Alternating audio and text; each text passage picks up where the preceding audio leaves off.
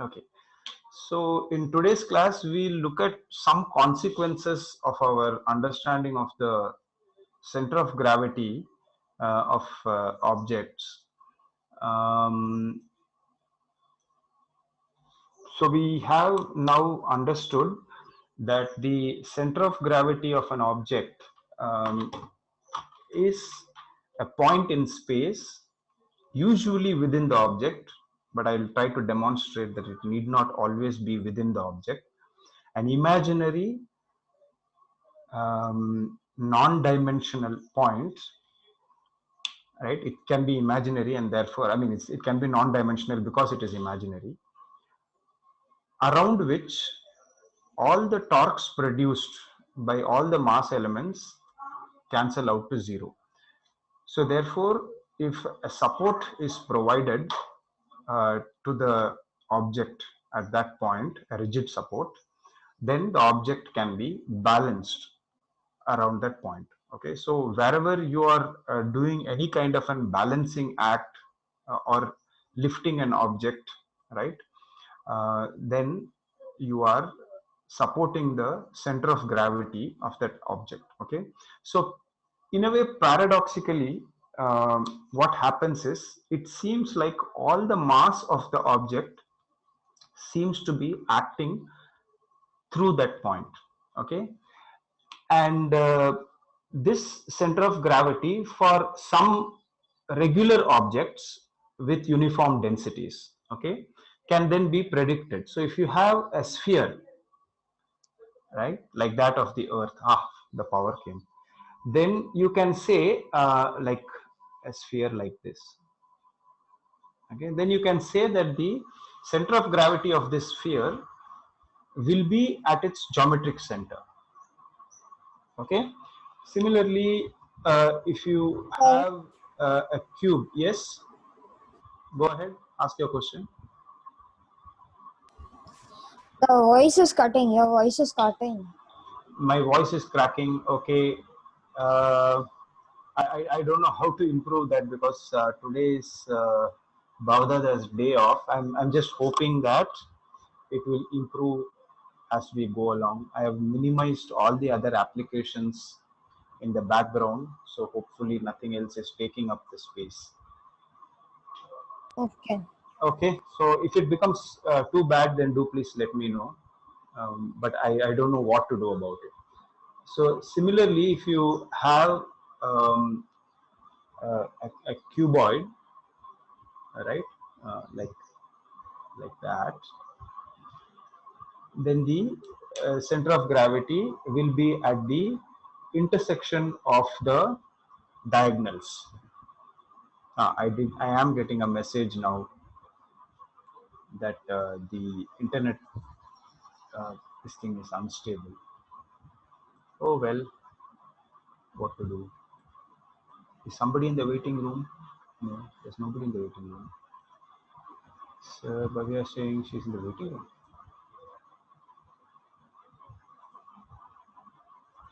Which waiting room are they in? I can't find anybody in the waiting room. Wait a minute.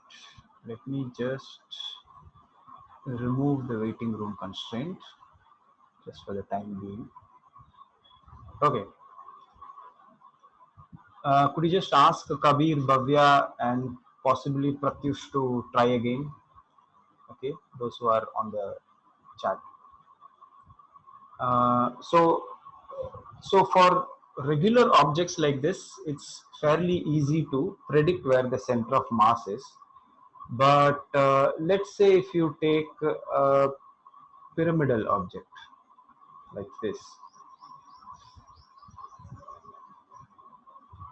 right?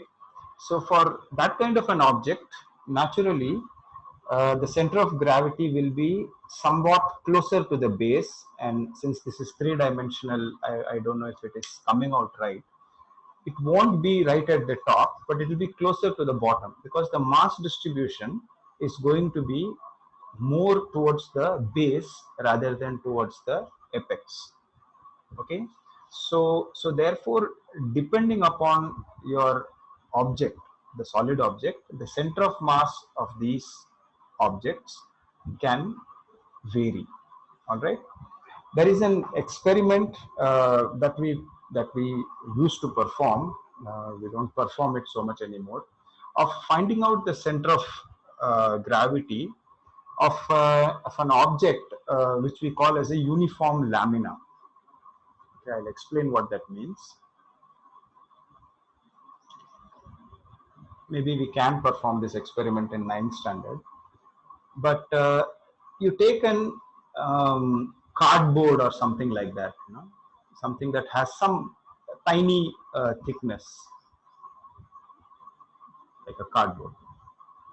Okay, and then you kind of cut it into whatever shape you have. So you just take a piece of rectangular cardboard, take a pair of scissors, and just snip out any happy shape that you want to do. Now you can find out the center of mass of this shape by doing the following. Okay, you punch two tiny holes, okay, which should not be opposite to one another. Okay, so you use a paper punch a hole out over there. Maybe I can show the bit that has come out from there. Does it look like you punched a hole out of it? And maybe another one here. I know how to make that look like it's a punched hole.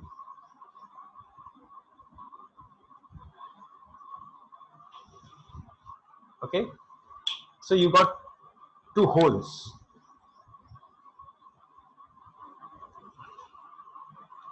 And then what you need to do is you need to dangle this object. So there is a support like this, and you have a pin. Okay, and this object you dangle it from one side, in which case of course it will just look like a flat object to you when you look at it from the side.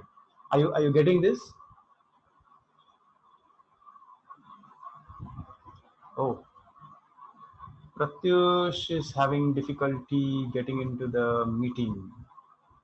Has not started. Well, meeting is going on obviously, so I don't know what meeting he's looking at. So is Kabir. I don't know what's going on.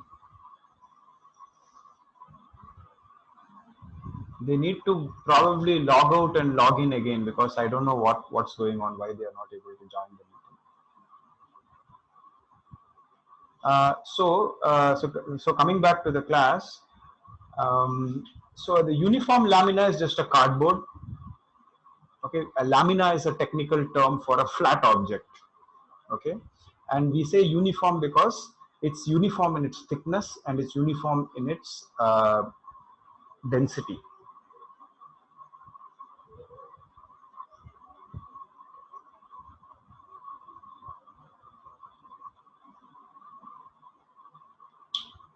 Okay, that's just a technical term, uniform lamina. You cut it into a very weird shape, and now what you want to do is you want to find out its center of gravity. Well, of course, the best thing to do is to try and support this uniform lamina on your finger. Okay, but if you do that, there's a kind of surface area to your finger, right? So you can kind of approximately say that the center of mass is somewhere around here, let's say. You can say that somewhere around there, but you can't specify. Okay, so there is a way in which experimentally you can specify it, which is by punching a couple of holes in there. Yes, of course, it changes. Punching the hole changes the mass constitution, so it meddles with the center of gravity to a very tiny extent. So you should try to punch as small a hole as possible, and then you dangle the object, okay, on a nail that is fixed to a background. Okay, is it clear up to now? Please shift. This is also another problem. Somebody meddled around with my camera yesterday, and okay, I think that covers it, right? So shifted a bit to your left. a bit to my left. You are not able to, okay, right? Okay. So then, when you dangle the object like this, okay, the next thing that you have to do is you have to hang a thread, right, with a weight under it. Okay, so this is a thread and this is a mass. Okay, and when you do that, what you will see is that from the front, if I have to show you, let's say I'm hanging it through that one, the hole number 1. Okay, so the object will be, oops, again exaggerated, see, something like that. Okay, so you have the hole over here and you have the thread, sorry, not like that, the thread hanging down like this. Do you get this? Oh, now this side is going out. Okay, all right. So then what you do is, with a pencil and a scale, you can mark this line out on the lamina. Then you got another punched hole over here, right? Now take the lamina out and hang it from this side. Are you able to guess what's going to happen?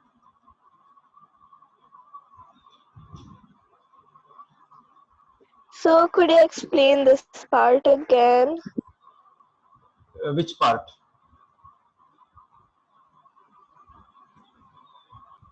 The scale and pencil thing. So you have hanged the uniform lamina, and then there is a thread with a weight that has suspended. Okay, then you place a scale, so it will be hanging. This is actually an experiment. Okay, this will be hanging like this, and you take a scale and you place it like that along the thread. Okay, then maybe you ask your friend to remove the mass, and then with a pencil you draw a line along the scale. Okay, so now what is going to happen is, you are going to have a line like this. Right, I'll do it with the scale itself, right? Because you have hanged it from that side, you are going to get a line like this on the lamina, right? Now if you do the same thing with the second hole, right? So now the object is going to hang in a different manner, right? So if you hang it from this hole, maybe the object will kind of hang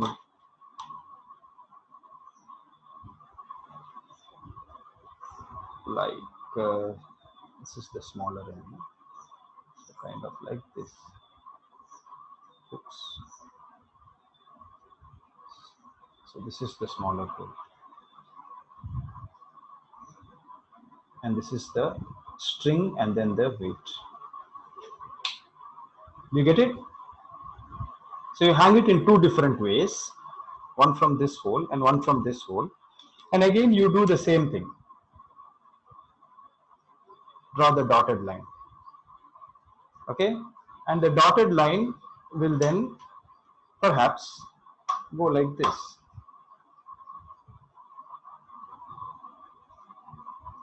Like Ratul says, the two lines are going to cross. Well, I missed the point a little bit over there, but the point where these two lines intersect, right, this point over there, that's where the center of gravity of your object is. Okay, so the intersection will be the center of gravity. That's right.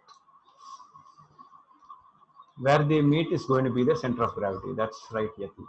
Point of intersection is the center of gravity. Okay, anybody not clear about this? Of course, you'll have to perform the experiment, and this is something that you can easily do at your house. Okay, so what I'm suggesting is that any one of you can try doing this at home, select some object which is thin through which you can punch holes, and use this principle that you dangle it, use a thread to show the direction in which the gravity is acting, draw a line, punch an adjacent hole, again dangle it from that adjacent hole, draw the line, and then find out where the two lines intersect. The place where the two lines intersect should be the center of gravity, and you can check that very easily by attempting to balance it. Akshay, with things like cubes, you cannot do it. Objects without uniform thickness, right? For that, you can't use this method. Okay. So if you do succeed in doing this, do please take some pictures of this and share it with me, and it will be interesting to have a look at the activity in the following class. If you can even make a video of this, post it in your YouTube channel and share the link, that will also be interesting. Okay, so I'd like some of you at least to give this a shot. And maybe I can also make a video and then share it with you. Okay, sorry, my voice is becoming worse. I really don't know what to do. Today seems to be a bad connection day. Let's hope that the recording of this video at least is coming out well, and then I can post the video on YouTube, and then you can have a look. Okay, I just try adjusting the mic. Does this sound any better? Maybe it does, maybe it doesn't. I don't know. Okay, so so then let's move on. Consequences of the center of mass. Now, the center of mass has got some interesting things to say about how things balance. Okay, so now we can look at two objects. Okay,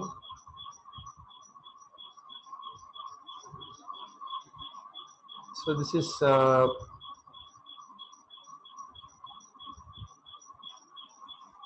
an object like this. I hope you can imagine what it's look like. It's kind of like a prism, okay, except with its top kind of cut off. Okay, and I can place this object like this, and I can also place this object like this.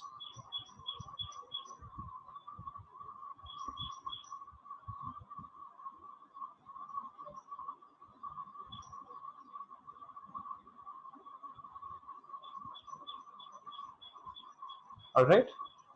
Now I could ask you, which one is more stable, A or B? Which one has greater stability? Right? A. Laksh, B is more stable. Can you explain why?